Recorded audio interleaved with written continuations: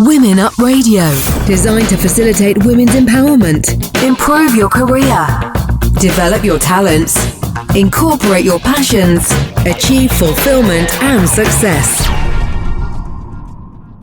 Hello, this is Women Up Radio, supporting Empower Women. And today we're talking about why empowering women is so important and whether women lose respect and femininity when they work in very male sectors.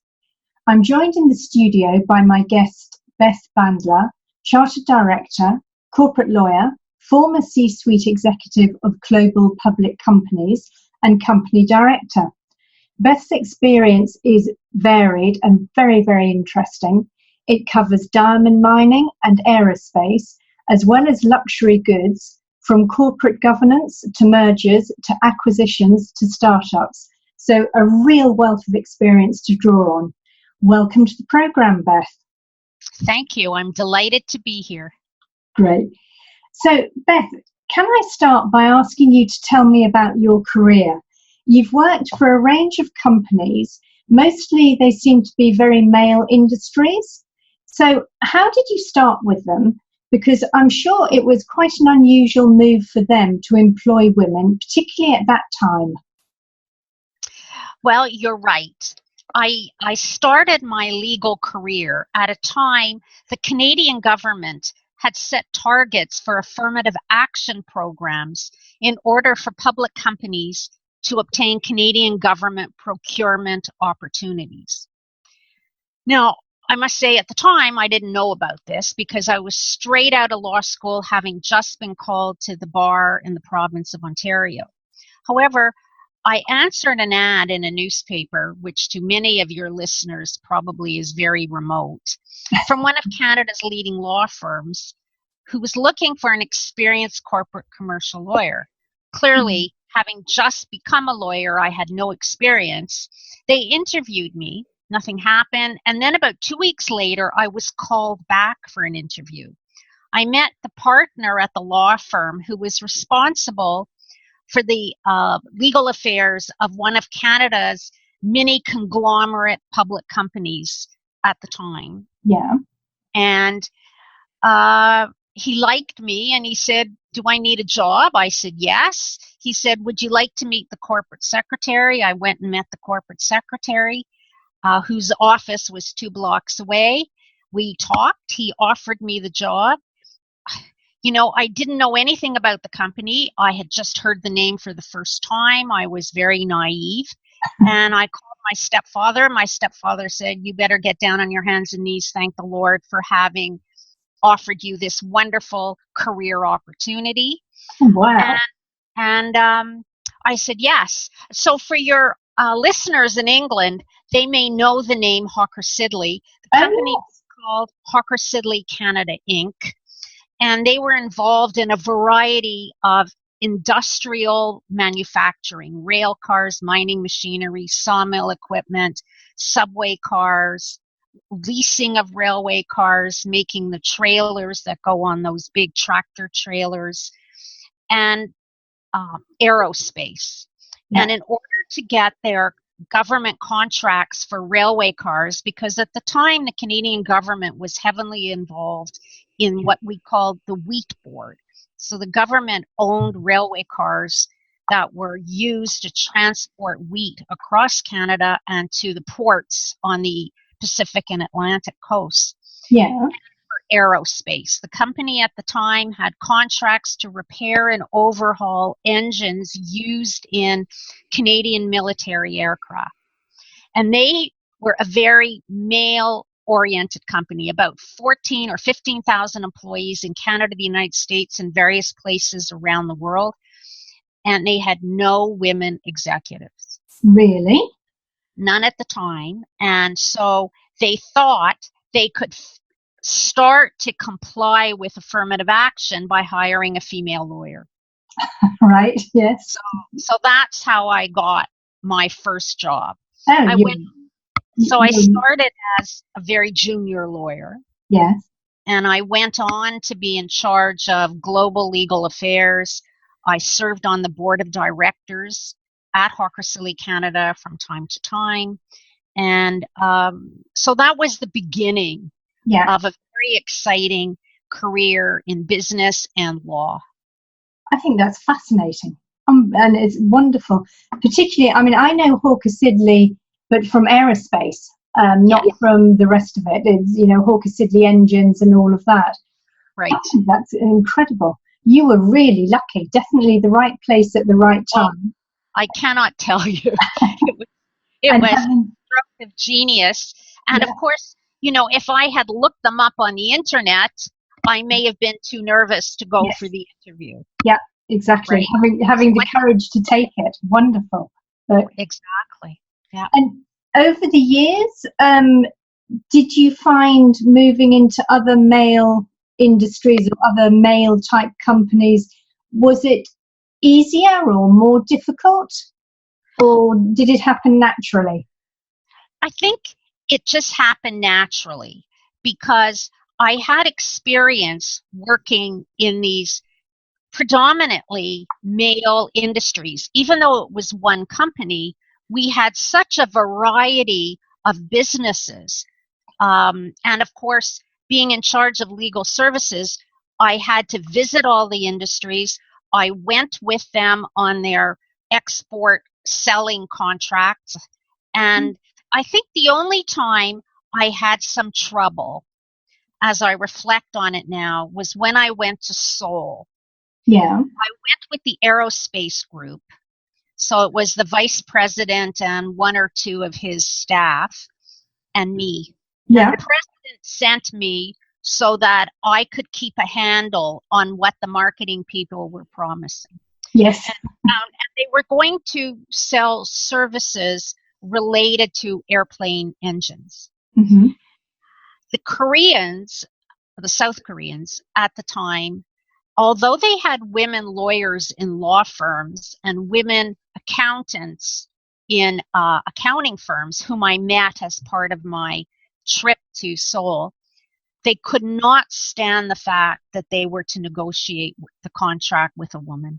Oh, really? And that became very difficult for them, particularly in the entertainment aspect of doing business. Because they knew I was at a level ranking to the senior vice president, or perhaps higher, they didn't know how to treat me. And they wanted to entertain the boys, but they couldn't take me. Oh, God. Because they wanted to entertain them in a way that was not appropriate for a woman. Right. So, my boys could talk to me in a way that was very concise and to the point, right? Yes. They could say, this is where they want to take us. I don't think you want to go. Yeah. But if you want to be entertained, we have to change the whole program. And I said, you know what? I'm happy to have dinner by myself in the hotel. So I was the only one who did not have a hangover the next morning. Very good. I'm sure you felt much better for it. Exactly. And I had forgotten that story when you and I spoke a few weeks ago. Yeah. I know, it's incredible. I mean, I've got some stories that are really surprising to do with the defense industry, and meeting clients from countries that don't really have women in power, and what they had to do to negotiate because the experts were women and the clients didn't want to hear anything from a woman. So I understand exactly what you mean. But and I have a British story about that. Yes. It's outrageous. Oh, do tell. I have two British stories. Okay. We had mining equipment manufacturing facilities in Tuxford, England. Yeah. And in the facility, they had a separate building where the executives had lunch. Mm-hmm. And you'd go there and all the executives met for lunch in a little ante room where the waitress would pass hors d'oeuvres and offer you beverages. Yeah.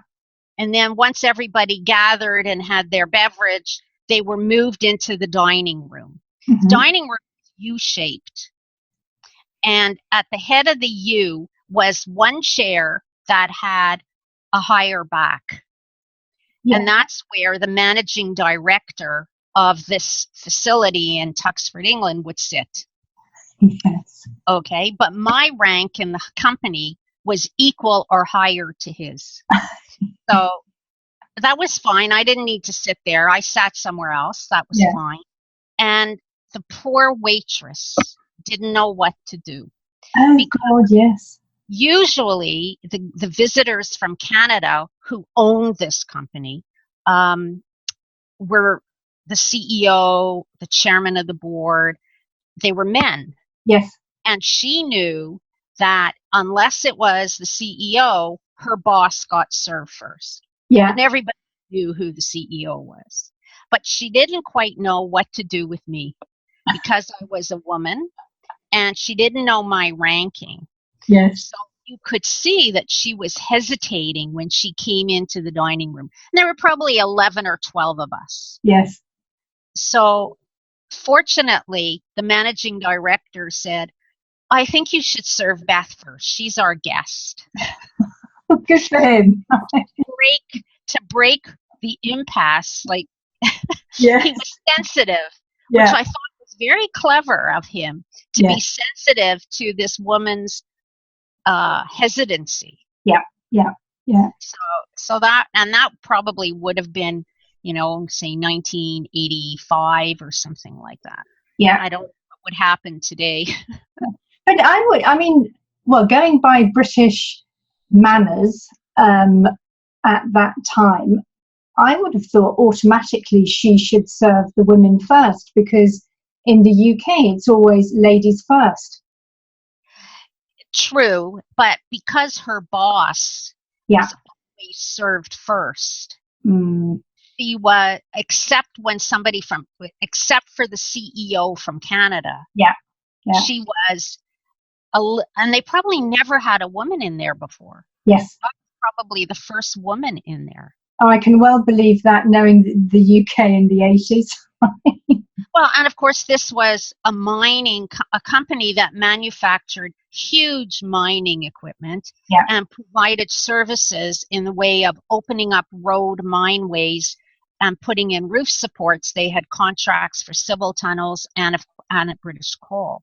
Yeah. This was before Thatcher shut down most of the mines. Yes, yeah. So it's very male industry. Right.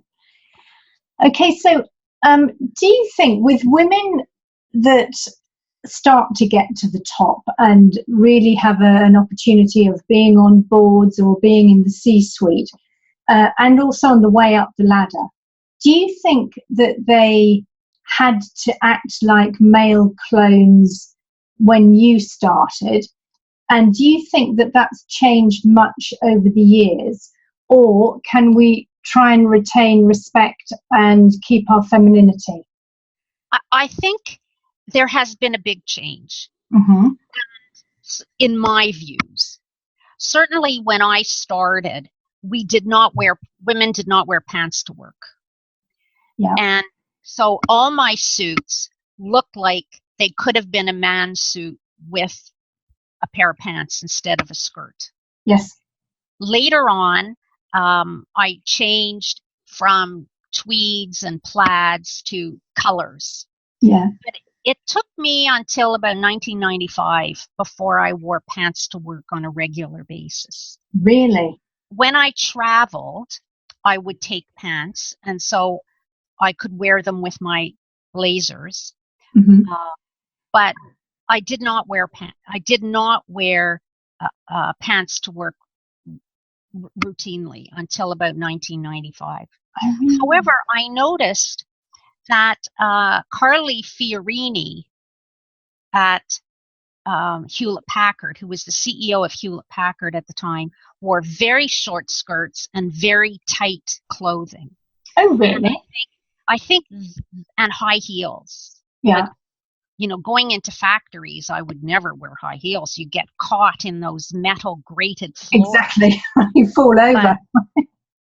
But I think she was one of the women who led the change in how women could be feminine and still be in charge of a company or an area in a business, like law.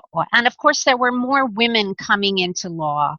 And as you had more women in legal areas and more women in accounting areas, things began to relax a little. Yeah. And so I think I did start off being a male clone in terms of having the clothing to be as close to resemble a man as I could. And of course, I would never wear a V-cut blouse unless it was, buttoned up to the top. Yes. Because I needed to look like I was in charge. Yes. And then going, and the other thing about men in the 1980s is they like to go out for big lunches. Yeah. And I would do that periodically. Yeah. I found that going out with the men to the men's clubs, and at Hawker Siddeley, they had to make sure that women were invited or allowed to come to the men's clubs. Now that all that has changed. Yeah. Back in those days, the secretaries had to make phone calls. Yes. Can women come for lunch? Yeah. Yeah. The one thing I never did was go out for a drink after work. Oh, really? I never did that because there were no women in the crowd. Yeah. And it was never my style to go to a bar for a drink. Yeah. Right? If I went to a bar, it was a social event. Yes. I was very uncomfortable socializing with the men I worked with. Mm. And I think part of that held me back from networking as much as I could have. Oh, really? And so my networking in those days was with older men. Mm-hmm. The older partners at the law firm, the more senior members of the company I worked with. Yeah.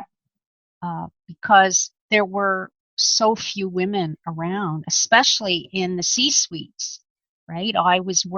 When we went for lunch every day routinely, there was a cafeteria in our building. Yeah. And it would be me, the CEO, the CFO, the corporate secretary, the treasurer. Yes. And we'd all get a tray and we'd get our sandwiches and then we'd go sit down at a table. Yeah. And that was invaluable because they learned to see me without seeing me, if you know what I mean. They could hear me and listen to what I had to say about the business, about the issues, and they weren't paying attention to the fact that I was such a young woman at the time. Yes. Yeah. So that was a good thing. I think it was very courageous of you, even if you weren't aware of it, to fit in with that age group. I mean, the level of seniority, yes, but particularly the age group, because when you first start work, if you're with people that are a lot older than you, it's difficult to get their respect, and it's difficult for you to feel comfortable moving in their circle, so to speak, and to have the courage to talk and to give opinions and things like that, because they're quite overpowering, particularly if they're men CEOs. They're quite overpowering when they're 20, 30 years older than you. Oh, amazingly so. And particularly this group of men who were in such a male-dominated industry, and they had come from the factories, right? They had been promoted from the various factories to the corporate office. Oh, really? And so, the man who at the time when I joined was the CEO had been in charge of the aerospace businesses. Oh. And the man who was the corporate controller had been promoted from one of the sawmill equipment manufacturing businesses. Oh, really? So So these are men who were educated Yeah. and had come from the trenches, so to speak, Yes. right? So that they had practical experience in the business, Yes. different businesses, so that they could all share the issues. But the one thing that I was shocked to learn is these men had children my age, approximately. Yes. None of them had educated children, whether they were girls or boys. Really? They did not have educated children. And that was a shocker to me because, of course, all my friends went to university. Yeah. And I assume everybody went to university at that time. Yeah. You know, I knew people didn't, but I always thought that so-called important people made sure their children had a university degree. Yes. And to think that these men who made good salaries, had very senior positions in one of Canada's top manufacturing companies with international business, had children who weren't educated, was a shock to me. Yeah. And so they didn't know how to talk to me, Yeah. right? Yeah. Unlike my mother, who has her children educated, who could always talk Yeah. to youngsters of various ages, because her children had been those ages, had been in those schools, that kind of environment. Yeah. Oh, isn't that strange? Huh. And okay, so when you think about the attitude in mining and aerospace, do you find many similarities on their ideas for targets and promotion and leadership, or were they very different? And how did the fact of being a woman fit into that? Well, if you're going back to the 1980s, they had no targets, no promotion, and no leadership expectations for women, other than as required by the affirmative action programs. Oh, really? And that was it. They expected that women really had two jobs. One was in human resources, and the other was to be assistants. Oh, really? Yeah. So at the time when they had me around, it took a while for the people in the facilities, like whether it was mining machinery or aerospace or sawmill equipment or rail car manufacturing, to appreciate the fact that I could help them. Yeah. And that was only by virtue of showing them that I had solutions for their issues. Yeah. And part of my ability to do that was because of my boss. He was the corporate secretary of the company. He was not a lawyer, but he had read law at Oxford. And so he knew about legal issues. And he encouraged me to go to all the facilities. So that meant, as I was doing an awful lot of traveling, because there were maybe 3 facilities in the Toronto area and all the rest were scattered around. So that was very good for me for many reasons. I learned how to deal with people in different jurisdictions, understand they had cultural differences than mine, and how to listen to them and find out what their issues were. I was able to gain their trust and provide solutions that made sense, which is what they appreciated.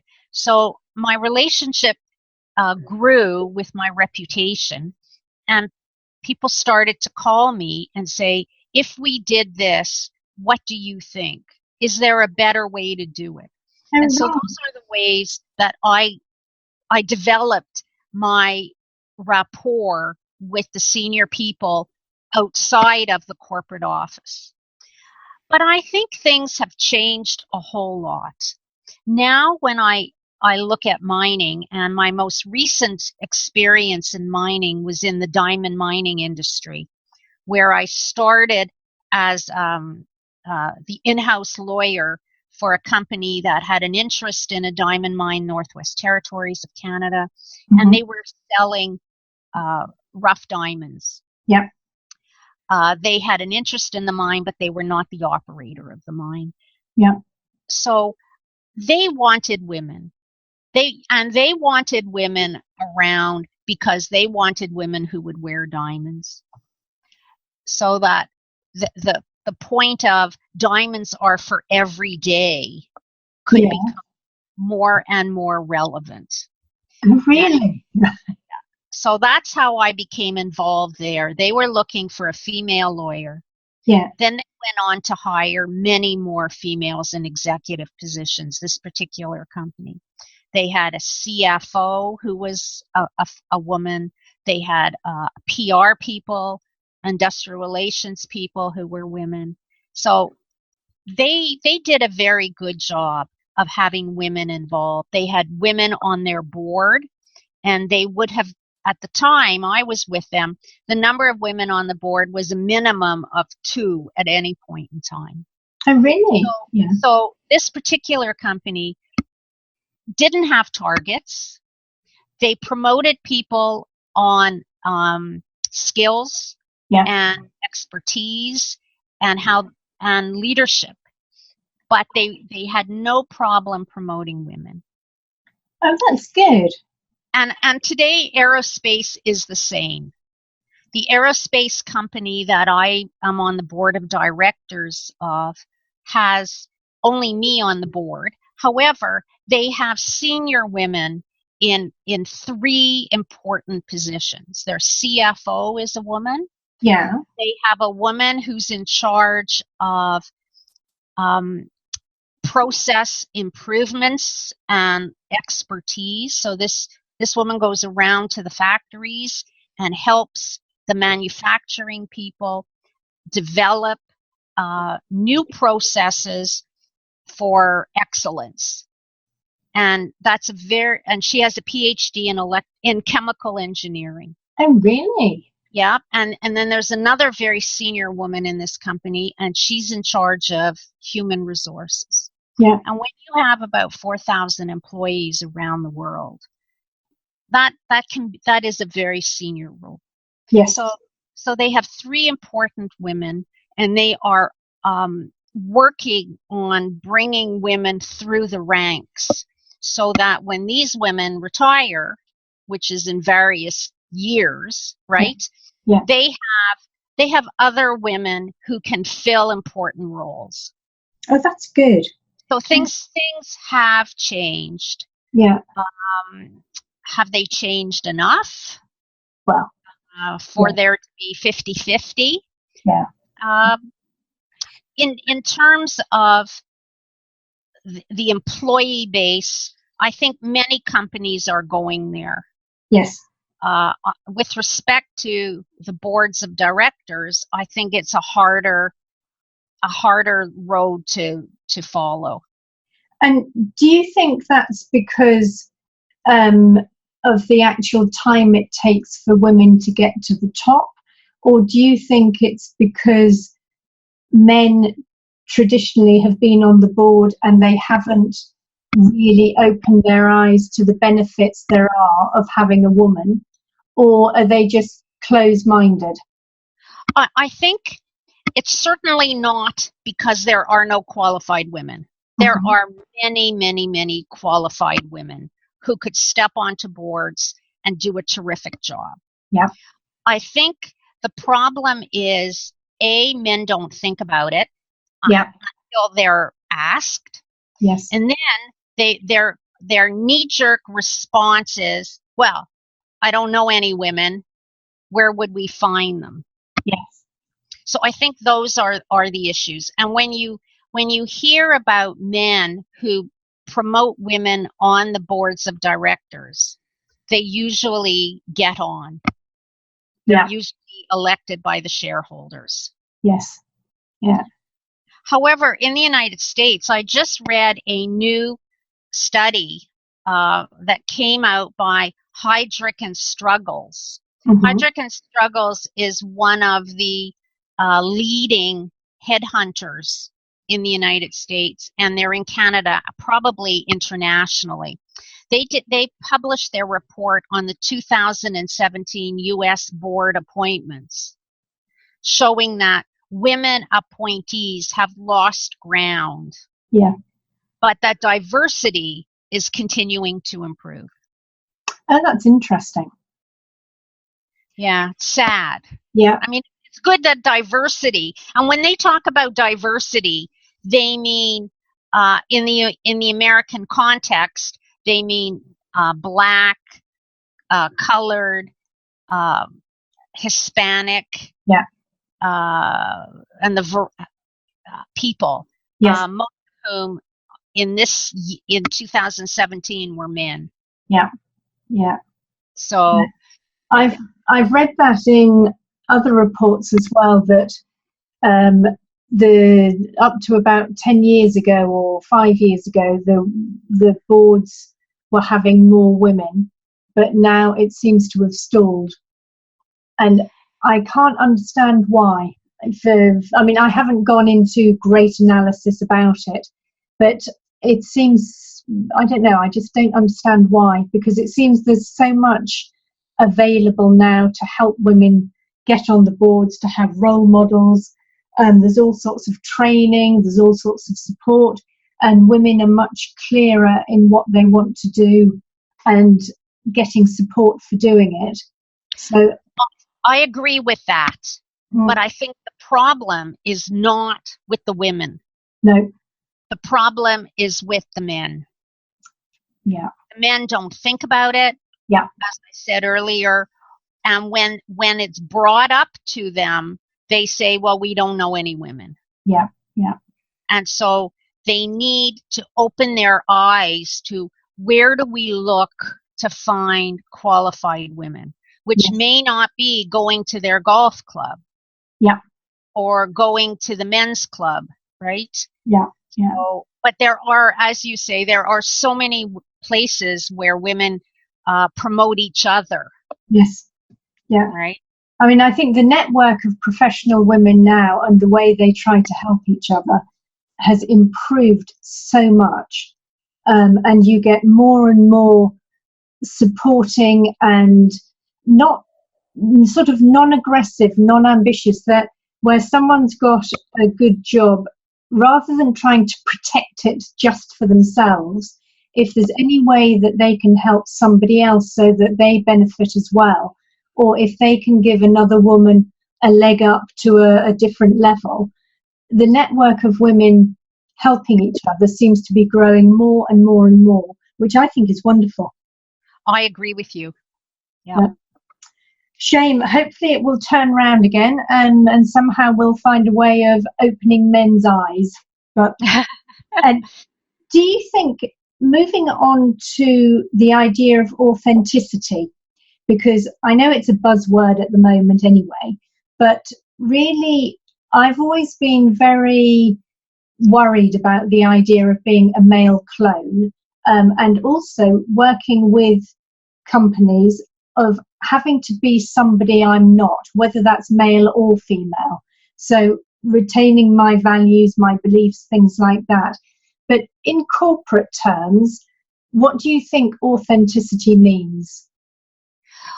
Well, I think authenticity is meaning you need to be true to your personality and your character.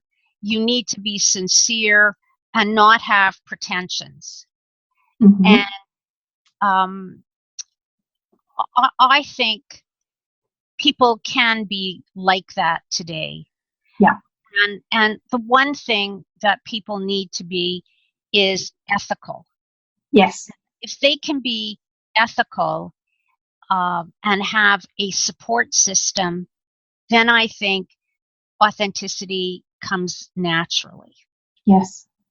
And do you think even when women are climbing the career ladder and really being stars, really giving value and really bringing in the results necessary, do you think they can still remain authentic, or do you think that becomes more difficult?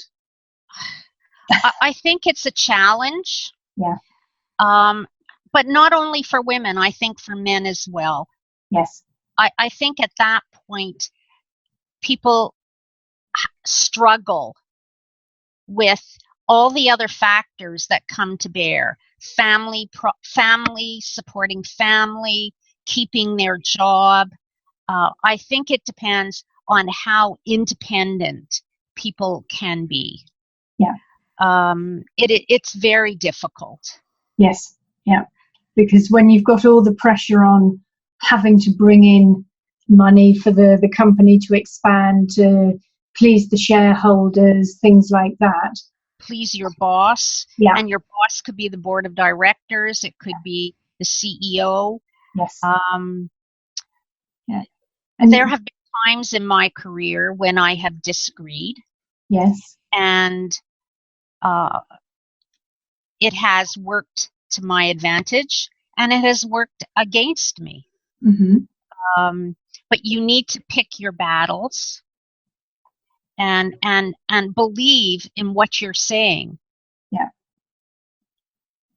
And do you think that when you do that, normally you get respected, or does it really depend on whoever it is that's in front of you and what their character is like?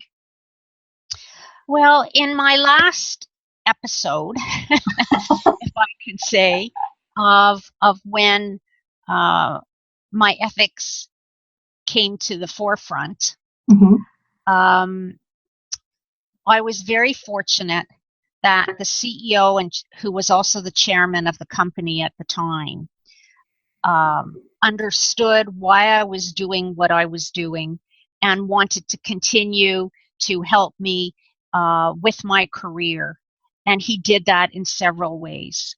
And so in that respect, I believe I did the right thing, and I did not burn any bridges. Excellent. So it's very difficult. Everybody needs to understand how firm they are and how confident they are in their beliefs. Yes. I mean, just look at the people in the White House now. Yes. They seem to all be yes men. Yeah. Whereas maybe 3 years ago in other roles, they would have perhaps given strong opinions. Yes. Yes. Contrary to what their leader wanted to hear. Yes. I have to say, I think whatever field you're in, whether it's politics, whether it's business, whether it's NGOs, even family, whatever, I think having a team of yes men or yes women just does not work for anybody, because you need objectivity. Nobody's perfect. Nobody knows everything.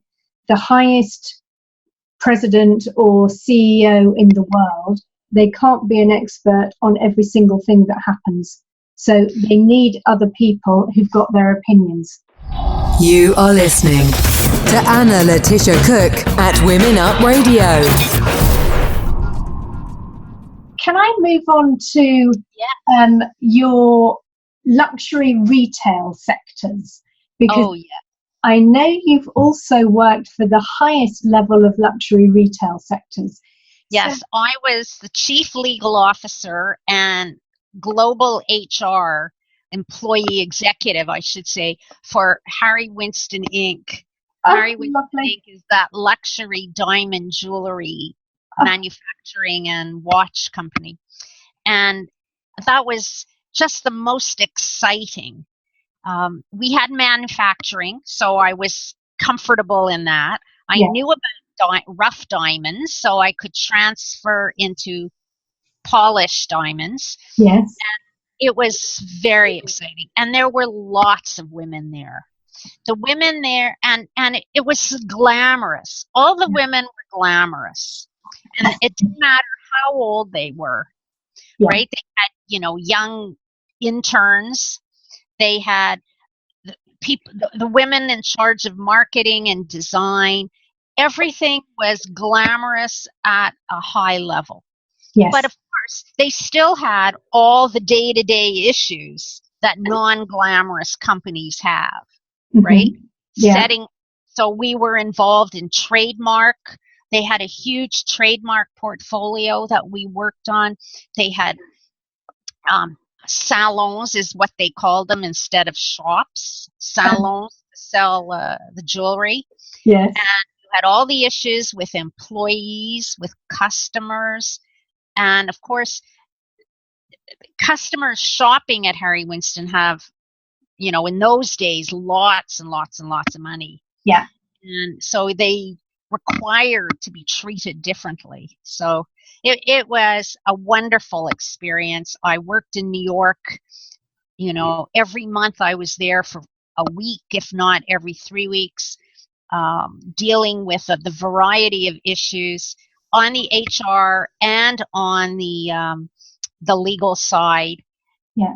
I learned about marketing. I learned how to position merchandise in a salon, excuse me. And I learned all about watch manufacturing, which, is much more precision oriented than one would think. Yeah. So it was really a very exciting time, and I was grateful for the opportunity to travel around for Harry Winston in New York. We opened salons in Singapore and Shanghai. We opened partner salons in South America and Eastern Europe and the Middle East. And was it difficult to transition? Because for you being used to real male industries, real industries, yeah, difficult to transition the whole way of working to the luxury and retail sector, or was it quite easy? Because it's real extremes. It is. I don't think the male female thing was a difficulty at all, because by then I had been working with many women. Yeah. The interesting part was shopping, like the transference of how I, as a shopper, perceive going into a salon or a shop compared to the uber rich who would go into a shop. Yeah. And how the customer experience was, and how the customer experience drove the trademarks, the designs, the set out or the kitting of the salon, the location of the salon, how all those factors were so important. Yes. And it doesn't take long to learn that, right? Yes. When you go into a shop that has 20 handbags on display, they're expensive. Yes. Whereas when you go into a shop that has 300 handbags, you know you can probably afford each one. Yes. Right? So I got to go into all the fancy shops on Fifth Avenue to understand marketing. My boss, who was the president, would encourage me to read all the fashion magazines. Like, could you imagine having a job where you are encouraged to read a fashion magazine? Wonderful. So, it was fun. Yeah. But when, looking at those things, you couldn't put on your blinders about all the other legal issues, stealing of designs, copyright infringement, getting the ads in the New York Times to comply with all the latest legal rules on advertising. So I could still put on, what I called my corporate hat. Yes. And so I was straddling the line between enjoying the luxury aspect, but remembering at all times that the issues that face a business still remain. Yeah. And of course, having more women there, it was very helpful to them to have somebody like me who could they could come to and they could say, I don't understand what this means. Yes. And you could sit there and you could go over it with them and explain it to them. Yeah. I'm not sure many of these creative women would have gone to a man and said, how do I do this? Yeah, I think you're right.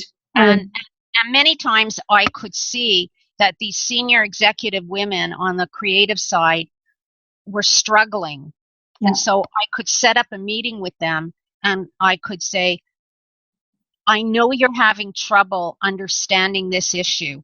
Let's just take it line by line, and then you'll understand what you need to do. So I could boil it down for them in a way that was manageable, and they could deliver what that was expected from them.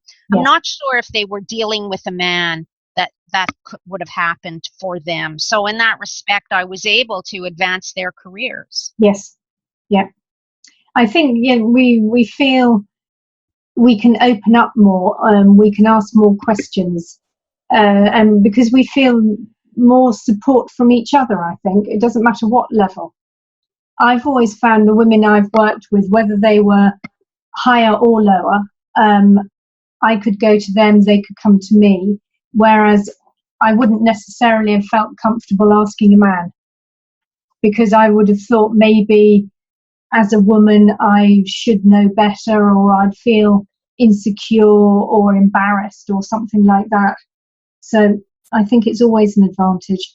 But in fact, speaking about that, it seems that today women can feel more challenged and they come up against more complications than we did when we started out. Because me definitely, and it sounds like for you as well, it seemed very much that we made a choice, we focused on a target, and we were flexible and adaptable about how we achieved it. We didn't seem to have as many rules about what we should do and how we should do it. And it seems to me now sometimes that younger women seem to have more constraints than we did. Do you think there's a similar attitude for you on your side of the pond, or is this just a European feeling that I've got? You gave me that question, and I've been thinking about it. Mm-hmm. And I don't know. I think the constraints on young women in the business world or in career opportunities are very similar to the constraints that men face. Yeah. I think today young women and young men want the same thing. They want everything right away and don't necessarily want to wait for it to come. Yeah. And I'm looking around at the young men and women I know in a variety of fields: banking, law, medicine, and they seem to want what their parents have right away. Yes. And so without putting in the years. Yeah. And these are all men and women who are equally